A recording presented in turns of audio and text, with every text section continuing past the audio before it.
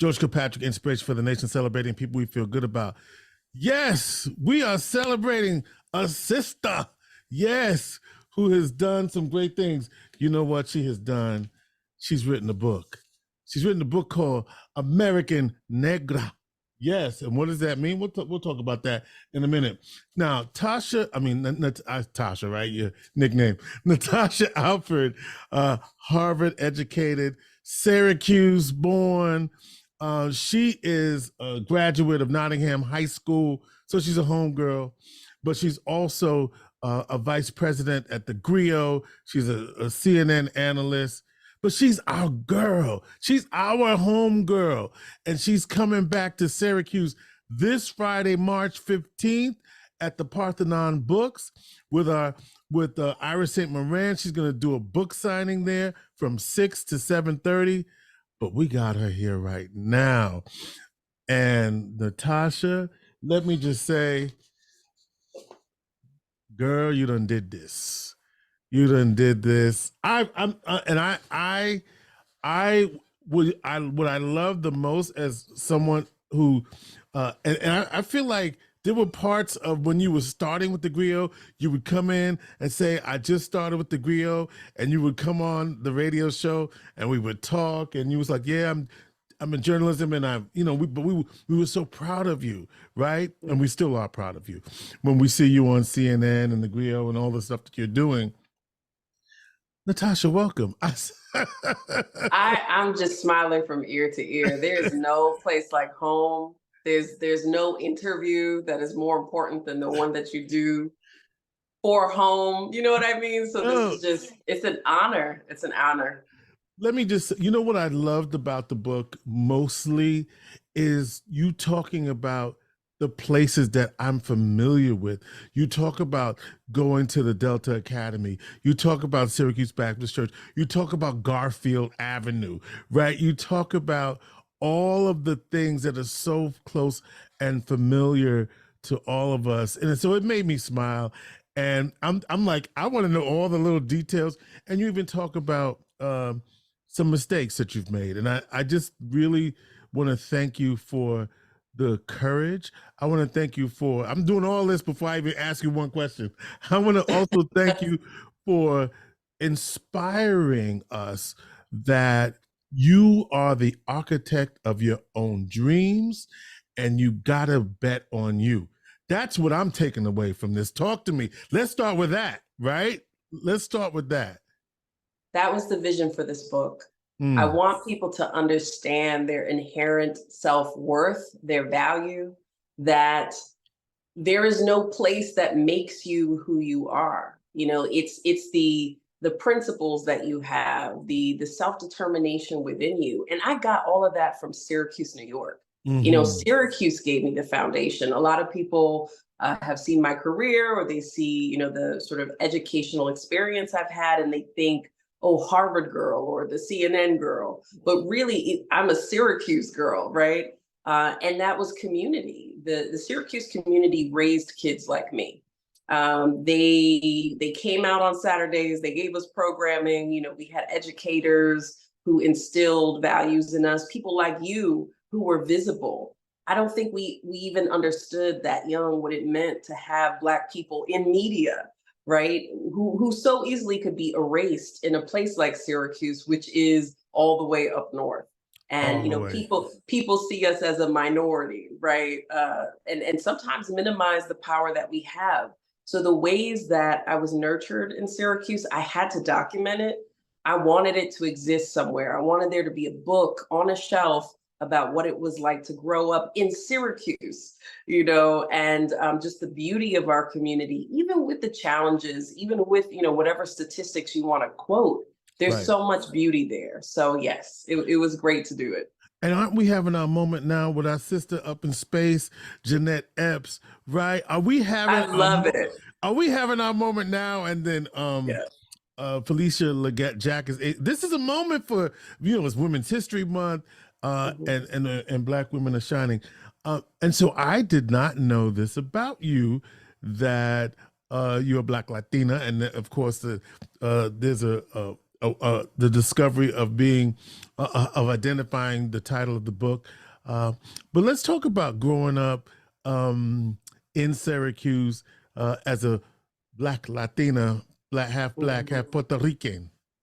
Yeah, yeah. I mean, we know that in Syracuse, usually the South Side is associated with African Americans, right? Right. And the West Side is associated with the Latinos, which are predominantly Puerto Rican. And Yeah. so my dad is actually from the South Side. He grew up on Garfield Avenue. And my Hmm. mother was the one who came from the Bronx to Syracuse. You know, we get a lot of New Yorkers that end up upstate, and she Boogie had down, baby. Yes. right, right. And so she stayed. And so I had experiences growing up both in the West Side community, going to Lucy's Catholic school on the West Side, and then eventually transferring to public school and going to Percy Hughes and going to Nottingham. So I saw all sides of Syracuse.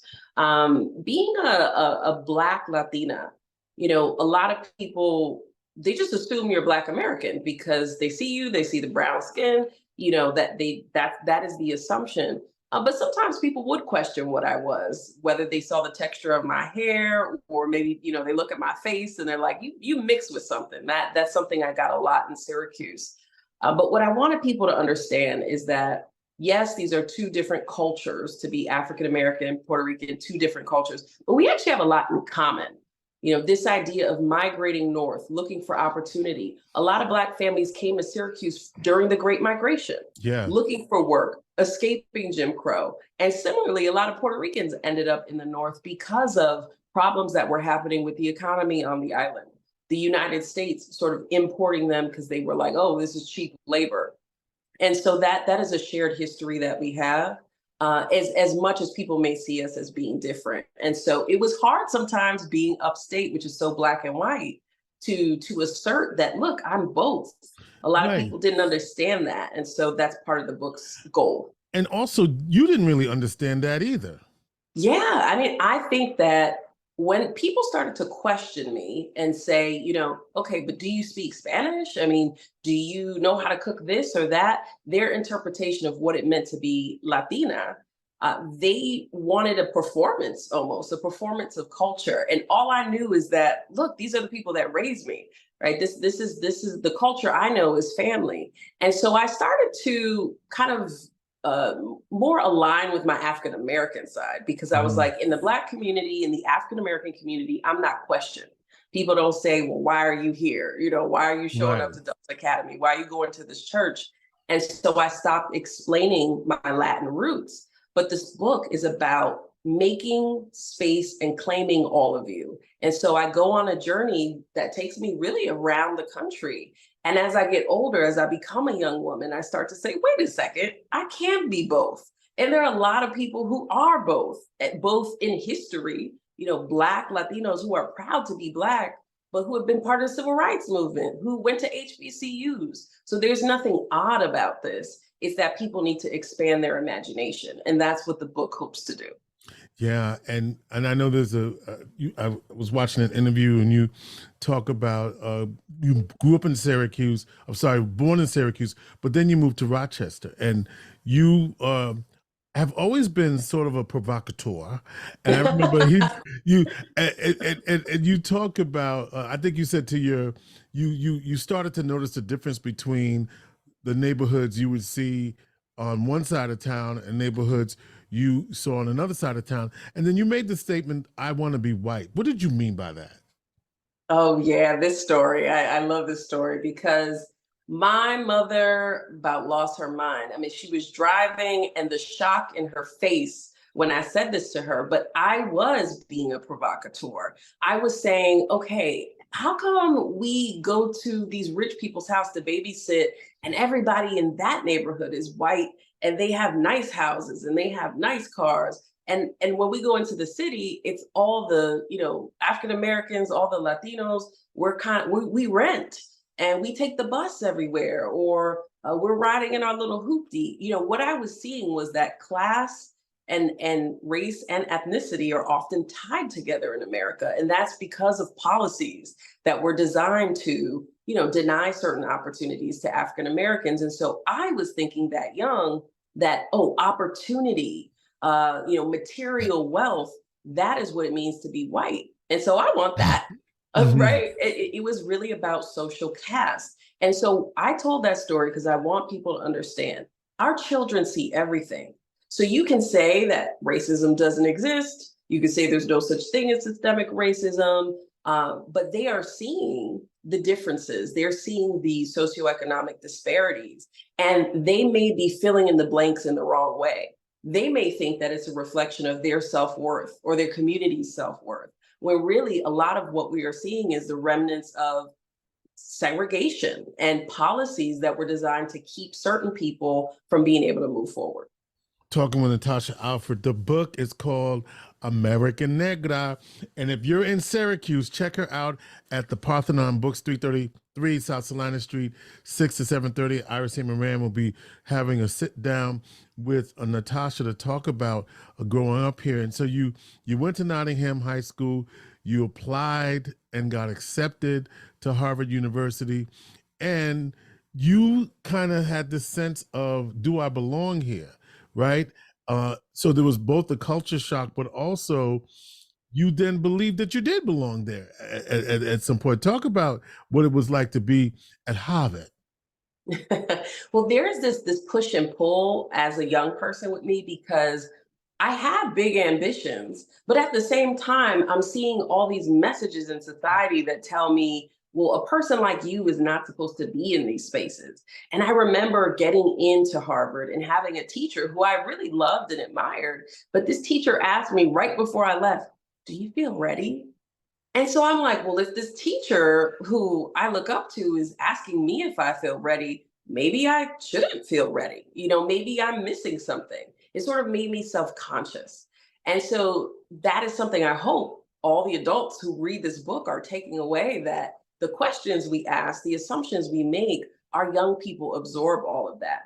And what I saw when I looked at Syracuse City schools and then I went out to the suburbs was that their schools were really nice. They had Mm, all the resources in the world, new mm. uniforms, brand new football field. And so what did it say about us that we didn't have those same things? And so in many ways, you can internalize that and think that it's a reflection of your self-worth or how people see you. So there's a push and pull as a young Black woman where I'm fighting to be recognized. I'm fighting to say, look, I'm worthy. I have ideas. I want to learn. I want to be something. But there's also the stereotype threat kind of looming in the background about, can I really do this? And so I wanted to be honest about that. It would have been so easy to just graduate from Harvard, never talk about these things, just let people look at me and see a confident, always assured person. But I wanted to tell the truth about how hard it was to get through those 4 years, but also how I did it. Yeah, and you ended up having an academic challenge while you were there that you had to also overcome. And I'm going, and you did, by the way, which we'll talk about. But it was interesting because I was fascinated by your parents' reaction when you made Harvard, not the reaction you expected. Yeah, it's not what you see on the Hallmark movies. When Because when my kid, she made one of the Ivies and we were screaming and dancing and having a party, that didn't happen in the Alford house. So It did not, because my parents are really humble people. They are people who are not really impressed by a lot of worldly things, in the sense of, things that I guess impress people, right? And that's for a myriad of reasons. But I wanted to show the will that it took, that was really, it came from within, mm-hmm. to still go even when I wasn't getting the external validation. And for young people in Syracuse, there may be times where you have a dream, you want to do something, and you're not getting the support from the family. You're not Yeah. getting people who see what you see. And you might just have to go on your own intuition. But my parents they are the reason I even went to Harvard. They're the reason I even aspired. They instilled a value of education and learning in me. I Your just mom's a think that teacher. yeah, my mother's a teacher. She worked in the public school system for 29 years. My father served in the Army before, he went and he worked regular sort of jobs around Syracuse. But I think their main concern was keeping me grounded, making sure that no place ever changed who I was fundamentally. And so that was their approach to it, was to never sort of overdo it, to never be, over celebratory. But I know deep down that they are proud of me. And so the point of that story is to really just show people that sometimes you got to go it alone, and other Yeah. people will catch up, but don't minimize your ambitions because you're not seeing other people around you wanting the same thing. You said that Syracuse raised you, and you shout out, again, the village, right? The Saturday Academy. You talk about your church, the Syracuse Baptist Church, and you also shout out Mr. Freeland. How important was he to you? Oh my God. I got to call Mr. Freeland, what has it been, like over 20 years later, to tell him I was writing this book and to interview him. And it was just a joy. This man was a giant for so many of us who went to Percy Hughes. If you grew up on the East Side, any Boys and Girls Club, you're familiar with Mr. Brian Freeland. And this is because he was a strong Black man, a smart Black man, a Black man who wasn't afraid to teach us about Black history when we were 12 years old, and to say that these kids are smart enough to learn about the Constitution and John Locke and all of these things that maybe people thought city kids couldn't grasp intellectually. And so because he had high standards, many of us, we stood up and we met those standards. And so the point of including him in the story is really for the educators of Syracuse to understand that your impact on these young people, it's lifelong, which most educators know, but also that we will meet your standards. And so you must maintain high standards for us, no matter what the statistics say, the test scores say, what people expect of kids in the city, because there are many young people who want to be great and will rise to the occasion. So you graduate from Harvard, but before you do that, you go to the Dominican Republic. And I thought it was kind of interesting that you found your identity as an Afro-Latina in a country that's struggling with identifying Black. I found that fascinating, right? Isn't it? Okay, like, of all places to find yourself when they have a tortured history about accepting that part of who they are. So talk to me about that. Yeah. And you see that, the readers will see the details, but basically, even I get surprised, right? So the first stage of that visit is, wow, look at all these Black people. Right. Like, there were so many Black people, but also they looked at me and assumed I was Dominican. So this was the first time in my young life where I'm going someplace and people are assuming I'm a Latina. And so it was this feeling of acceptance, not being an outsider, sort of blending in, which sometimes doesn't happen when you're in certain Latino communities where you're the darker one. People just assume that you don't understand what they're saying. They're talking in Spanish. They think you don't know what they're saying. In the Dominican Republic, I actually fit in.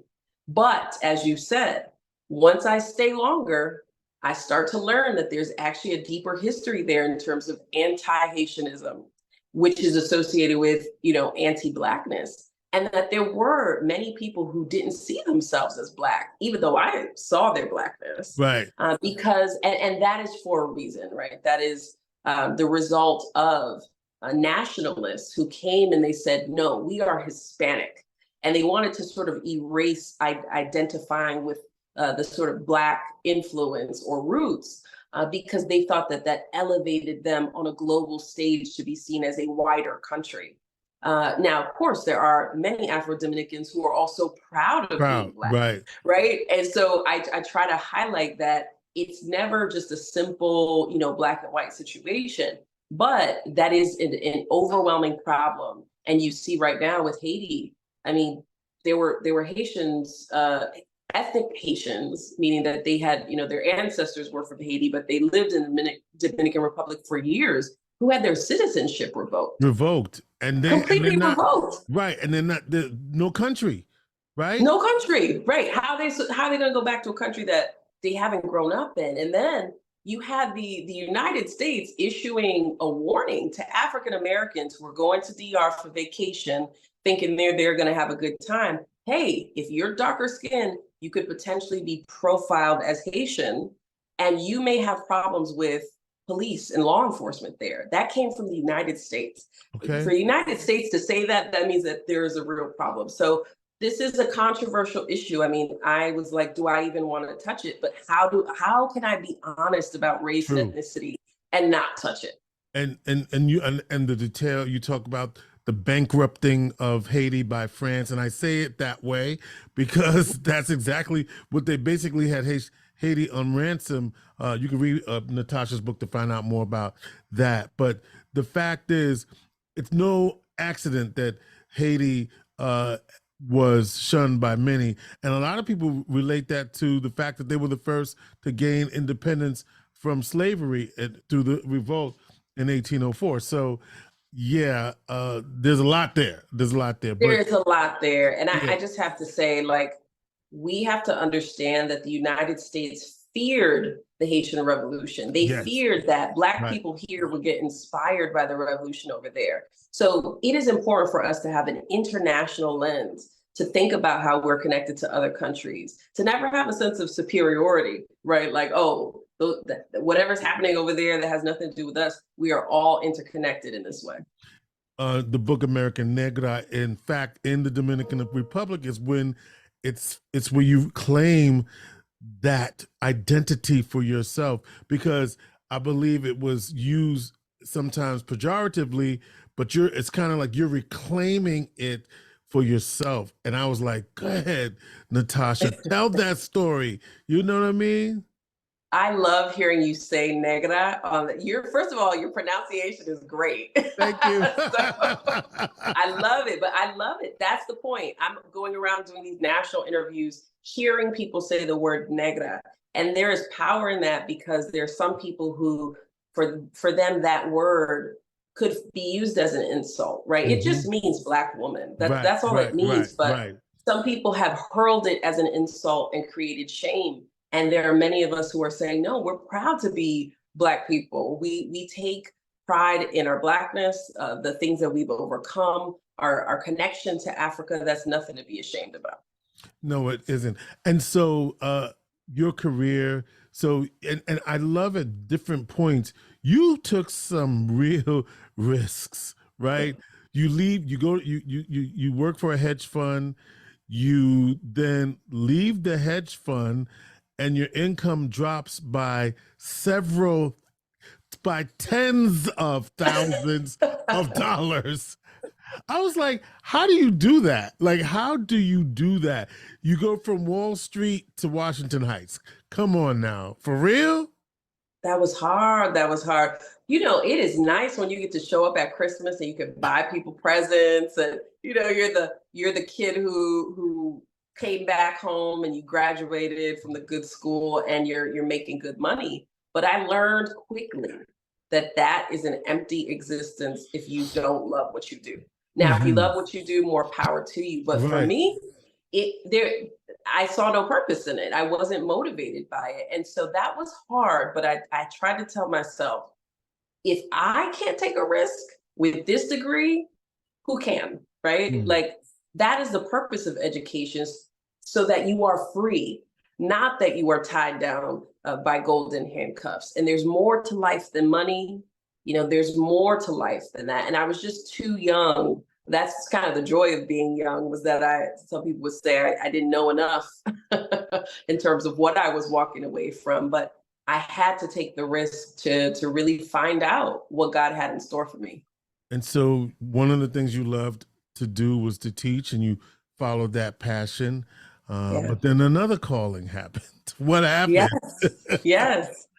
Well, you know, teaching was, I think, a necessary step to journalism, because teaching and journalism are so similar, which, you know, George, I mean, we're educating our audiences in the hopes that they do something with the knowledge. And it was something I had to do. I had to feel like I was giving back after so much had been given to me. Mm-hmm. And there was a program called Teach for America. It allowed me to go and do 2 years of service as a teacher in Washington, D.C. I also was in Washington Heights working at a charter school there. And it was powerful. But what I will say is that it was also playing it safe in a way, Mm-hmm. right? I had never truly given myself the space to say, what do you really want to do, Natasha? Mm-hmm. The essay I wrote for Harvard, I said I wanted to be a journalist or a politician. Those were the two things. But when I got there, I started to get afraid. I started to think that maybe I couldn't do it, or how Mm-hmm. do you do it? And so what I did was I took a safe path. I go to the hedge fund, or similarly, I went to teaching. It was a very straightforward path. But journalism, how do you break into an industry when you're, already 27 years old? You don't technically have any journalism experience, like recent journalism experience. That was really taking a risk. But the urgency I felt, the sense that I'm not in the right place, and I just couldn't rest until I got to the right place. That's what drove me to really go after the dream. And now, it's a great testimony. I can say it worked out. I'm on CNN, I'm on national TV. This was the dream, but man, I had to fight for it. And it's funny you said you wanted to be a journalist and a politician, and you're on CNN talking about politics. Politics, right? You See, also, you just never know. You never know. I know that there's a couple of things you want to do with this book. One, you want this to be inspiring to other people, other young women. And what is your word to them? This is a world that will make you question your worth often. Okay. Often, in every single way. I mean, we just saw there was this viral clip of a voter in North Carolina talking about why he wouldn't vote for Nikki Haley, because she wasn't a man, basically. He's like, women are good for babies and running the household. And this is in 2024, right? And I'm no fan of Nikki Haley, but think about that. Right. This is how people think today, even with all these so-called advancements that women have made. And then we have an entire political agenda that is really trying to transform the sort of choices that women have in terms of their reproductive rights, family planning. This is a serious moment right now in American history. So I need young women to understand that there will be assaults on their self-worth, on their dignity. One of the themes in the book is me learning to use my voice, because there are moments in which I'm uncomfortable, whether it be in situations with, certain young men, or whether it's in career moments. And I've been socialized as a woman to not make waves, don't disrupt. And I have to find my voice, to assert my voice and say, no, I don't want this, or yes, this is what I want. So the attacks may come, but you are worthy. And your voice, no matter how much you may question it, it actually matters when you use it. That's what I want them to know. And you also write about a health challenge and how that impacts choices that you have to make and or not make, because you're right. You're navigating that. And my last question for you is, how is mommy, right? And your dad, how are they reacting to this? Because you tell them some stuff that they didn't know was happening to you back in the day, and now, you know what I mean, well, you was not where you were supposed to be, and you almost paid a heavy price for that. I'll let them read the book to find out what that is. What are they saying about this book and what you're saying about them? I love my parents so much, because they are very private people, and yet they've given me their blessing to do this. At times reluctantly, more so with my mom. She's like, do you have to write this? Do you have to talk about this thing that happened? And I just tried to explain to her, I was like, Mommy, look, this is how you can help people, is by just telling the truth. This is not a story without struggle. The story is in the struggle. It's in what we've overcome. So they have given their blessing. I gave them the manuscript before I, sent it off to HarperCollins, because I value our relationship, and I care about my family more than anything. But they pretty much said yes to everything I wrote. My dad is at the hospital right now. He's getting a stem cell transplant. He'll be up at the hospital in Syracuse for the next 28 days or so. So, we have things that are giving us perspective about what matters in life, what we have control over, what we don't. And so our family, with this fight, with my dad fighting cancer, it's really brought us closer together. And the book has allowed me to get to know them in a different way. To go back and say things that I maybe was afraid to say. And we have healed in a lot of ways as a family, particularly me and my dad. They say that when you're so alike, sometimes you don't get along. And so our moments of butting heads sometimes were because we were just so much alike, So this book gave us a chance to talk about things that we needed to.